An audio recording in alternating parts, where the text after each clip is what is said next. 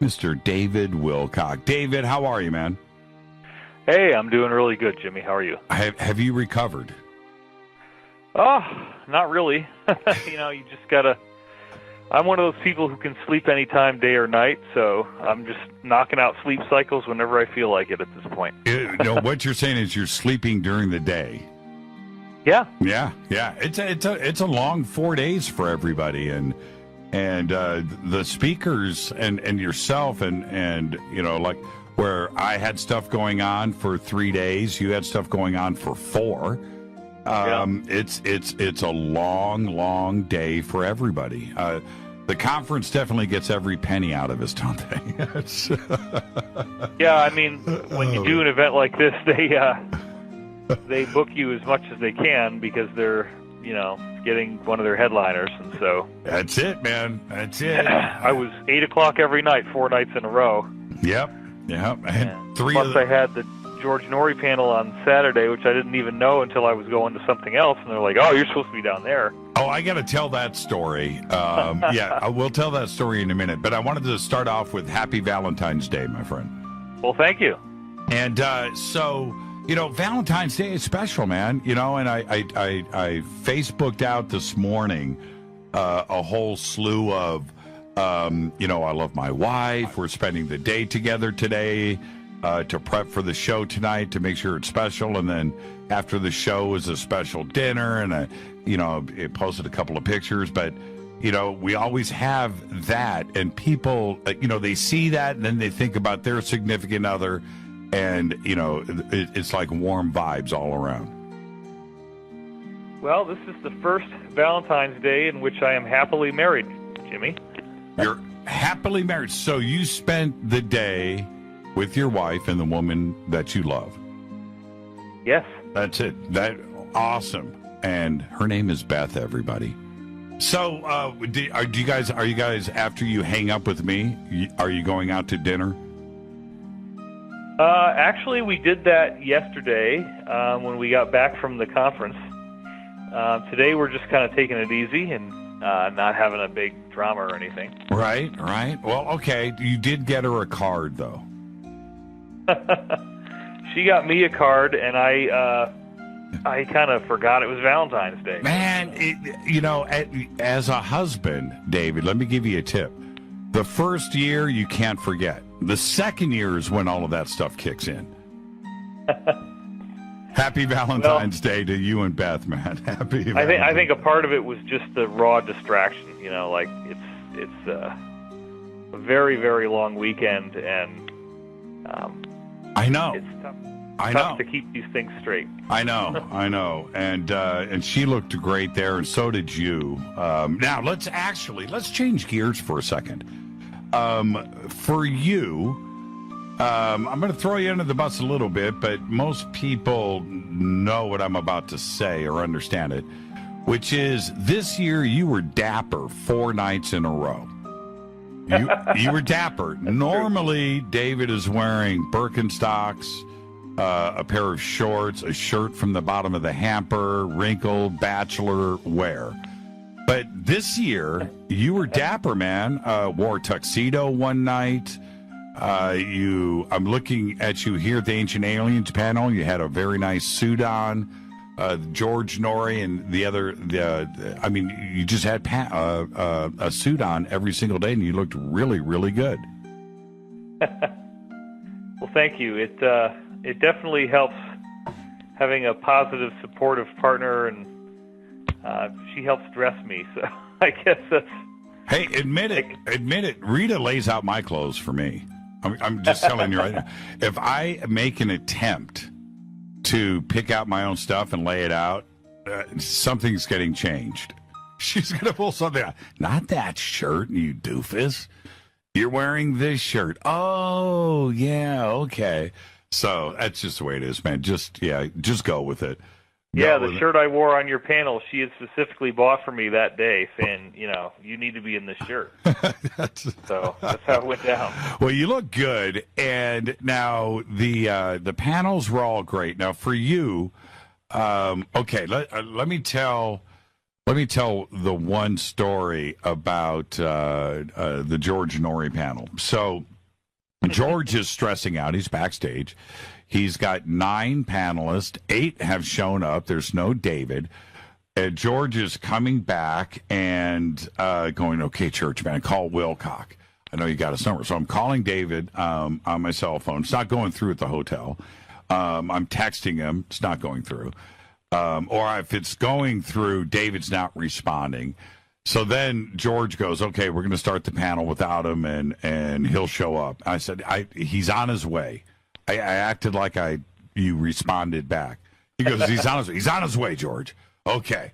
So boom, starts the panel, da-da-da. I'm done. I go up on stage. I'm walking out the door. I'm leaving. David, what happens next? It was very bizarre. At the exact moment that I was coming up to the door to open the door to go into the room, the door opened, and it was you opening the door. Leaving. Like perfectly timed synchronicity down to the split second. And then you just looked at me like, where are you? Grabbed my arm, yanked me into the room. I grabbed David's arm, and I go, come on, man, let's go. And I pulled you in. That was pretty funny, but it was really like, let's not delay this. So I grabbed David by the arm and I pulled him into the, it's sold out. There's 1,000 people in there, and I walked past Tommy Danheiser, who was talking on the microphone. He was sitting at a table. I go, Tommy, Mike, grabbed the mic from him, and turned around. And what did I say to the audience? I found him. Ladies and gentlemen, I found David Wilcock and brought him up on the stage. But that was hilarious, man. And we did that with you. And actually, we had a couple of things with Corey, too. But we did that with you, it seemed like all weekend. It was a lot of fun. Well, I had gone by what people had told me in letters and what was on the schedule on the web. And I had a Gaia interview with Jaime Maussan that was scheduled right then. And I got down to the interview on time, and then they tell me about this panel, and I was like, well, nobody told me I was on a panel, So there had been no communication. And so it's not like it for me to ever just not show up for something. It literally was a situation where I just had no idea what was happening. Yeah, and then there's the other part, too, as well. There's 15,000 people that attend this conference. So it's very difficult to negotiate the hallways and get up and down and elevators and make your way through. And people are pulling at you left and right. You can never make a clean shot through a room. Oh, yeah. It is the biggest event all year. Yeah, it's huge. And there are times where you have to have selective amnesia because, all I hear everywhere I go is the word David. And if I'm trying to get somewhere at the last minute, you can't stop. No, you can't. You can't stop. Going. Well, now, looking back on the weekend, what makes Conscious Life Expo so special for you? This is a main event for you, that and Contact in the Desert, of course. But what makes Conscious Life Expo so special? Well, this is the 13th year that I've done it, and it's very interesting because I not only began my time in Hollywood being here. I met a film producer the very first year I did it in 2005, and we had a meeting the following morning after he met me, and he had said, if we took what you just did and make it into a movie, it would be totally amazing. And by the following morning, I was ready to move to Los Angeles from Kentucky, where I was at the time. And he told me that would be necessary, and that's how I ended up out here. And the movie is still being worked on, but we are hopefully getting to another rewrite soon that might be able to actually get it to be sold. It's been a very difficult, complex journey with the film as we've watched the whole film industry really collapse during that time. Right. Much, much, much harder to go into development now than it used to be. What at the beginning of the Ancient Aliens panel, we did a special tribute to Jim Mars and John Anthony West, and to lose these two guys so close together, really hit our community hard. But what went through your mind as we went through that special tribute, thinking about John Anthony West and Jim Mars? It was a very deep sadness, and we really don't have younger people who are becoming the kind of iconic personalities in our field that they have been. So it's a very strange feeling, because it's not like there's not this rush of obvious new talent to fill the niches that they provided. You know, they're both such legendary people who've made legendary contributions and really changed the narrative for us. So I hope that as time progresses, that more folks will really start to make themselves clear as the luminaries that will keep this torch going. You know, that's last night we did a special tribute to Jaws, and we had Robert Schoch on the show and Chance Gardner, who is the director of Magical Egypt, both series 1 and 2. And they both of them independently brought up a very interesting point, that John Anthony West at that time, well, and continued to, but at that time, there was nobody ruffling those feathers like they were when it came to Giza. And, I mean, there was alternative research going on. That's certainly not the point that I'm making. But the way that he did it and went about it, and getting Schoch involved, with the Sphinx and the dating, that really there was nobody else doing it. And what's going to happen now? And you just brought up the same exact point. Well, it is an interesting subject, because that data came into fruition and really was at its peak in the late 1990s, right as I was having my awakening experiences and was reading, I read 300 books beginning in 1993 on the subject. And then I got out of college in 95, and it was right around then that the whole Robert Bauval, Graham Hancock, John Anthony West, Robert Schoch, all that stuff was really kind of becoming known to everyone. And I was so thrilled about it, and I'm very grateful that I had time to consider John Anthony West my friend and interview him on panels and so forth. Right. He was really one of the key elements in that whole thing. When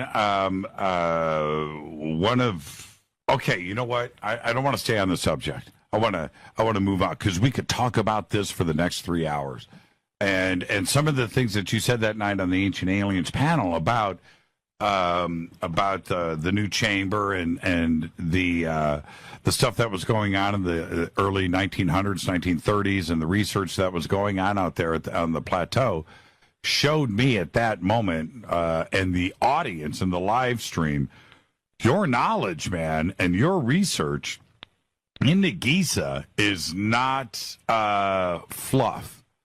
You've spent a lot of time on it, and you stopped me. You stopped me in my tracks, and that doesn't happen often. I like to walk around thinking I'm the Egypt dude, and that was really, really cool and very impressive. I did read every book that was available in the library on these subjects. Well, and apparently memorized them. Yeah. If I'm interested in something, I have a pretty darn good memory. Yeah, that was impressive, David. That was impressive. Okay, let's move on. Let's go to let's see. Let's go to when I had you and Corey, and then you were before it was Corey. Okay, so on Sunday I introduced you and Corey, and again sold out. And what I did notice, and I walked around and I introduced you all weekend long, so I got to see the rooms and how things were. But I also introduced so many other speakers. Every room, David, was sold out. Every room was standing room only. It didn't matter if it was one of the smaller rooms or if it was any of the big rooms. Did you get the same feeling there? I mean, the ginormity of the crowds this year was packed. Yeah, it's a funny thing, and this is not bragging, but it is a fact that essentially every event like this that I do, they end up having more sales on my events than any of the other events they have. I get these standing room only, crowded scenes. And, some of the organizers complained about the fact that they don't really get that with anybody else. So I'm glad to hear this year that it was happening, that everybody was showing up for these various events. And why do you think that is? Because I noticed it. It was the lines and the enthusiasm. What makes this year different? Well, I think this is the year of disclosure, and it's really happening. We're looking at the cabal coming unraveled before our eyes. Mass arrests, 13,000 indictments taking place, 13,000 slots being cleared up in Guantanamo for prisoners. We can prove that now. So the connections are very obvious. There's something magical going on, magical for most of us, and it involves the takedown of the deep state. No question. And the other part for me is that the Conscious Life Expo, conspiracies, UFOs, and lost history and ancient history, the things that you and I talk about most and what I deal with on the show is one thing. The Conscious Life Expo is also about awakening and enlightenment. And that part of the crowd may not know about anything that you talk about. But even that part of the conference elevated this year, too, as well. So is that signaling people that more people are interested in consciousness and what is going on with our planet than ever before? They had told me, I was just talking to them today about ticket sales, that 30%, I think it was 30%, it was 40% on another statistic, were first-timers at the Conscious Life Expo. Wow, I didn't know that. Yeah, and the same thing with the vendors. It was the same number with the vendors. They had the same amount, the same vendors that were there last year, and but 40% of the vendors this year. That's how many more vendors they had. They had to get more booth space. There were a great number of speakers who I had never seen before. Also, yeah, same for me. It was interesting to see all these people showing up and having something to say. Yeah, well, Teresa Inaris was there, Jason Quitt was there, and both of their presentations packed. Wow. Yeah, and William Henry, who has been there every year, but I'll walk into William Henry's thing to go and introduce him, packed. Just packed. That's great. Yeah, so impressive. Now, okay, so this is what I wanted to ask you. So when I introduced you, which I did that last year too as well. Do you find that your material, the stuff that you're speaking about, that this year was it a completely fresh, clean plate? As opposed to, sometimes you're speaking about stuff that you were covering before, maybe a little bit, but you're speaking 4 times over the weekend. You're not doing a repeat performance every night, and you're certainly not regurgitating anything, right? You've got all fresh material. I have to. By the time it got to the Monday night event, which has a smaller crowd, the majority of the people at that event are people who are coming to every event that I do. Right.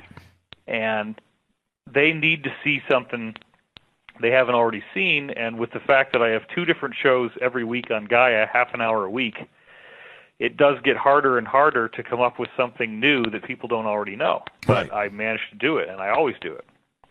You want to take some phone calls?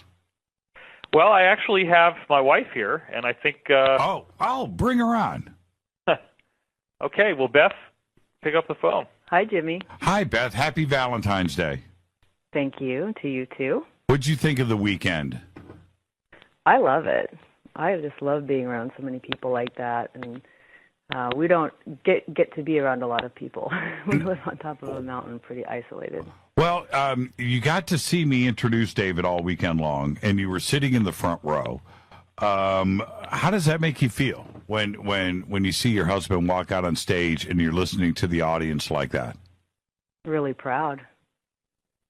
I love it. Yeah. And he said that you laid out his clothes. Of course. You saw his outfits the last, few years. Yeah, well, you know what was funny is I was looking at some of the posts. Yes, Rita, phone calls. If you can post that up in Twitter for me. 323, I need to use this phone line, everybody. 323-275-9695. That is the phone bank that is open. 323-275-9695. Back to this. I was watching some of the posts because I popped up a picture of David in his tux, and he looked all serious and good. And it really surprised me how people noticed, what, man, no sandals? No shorts?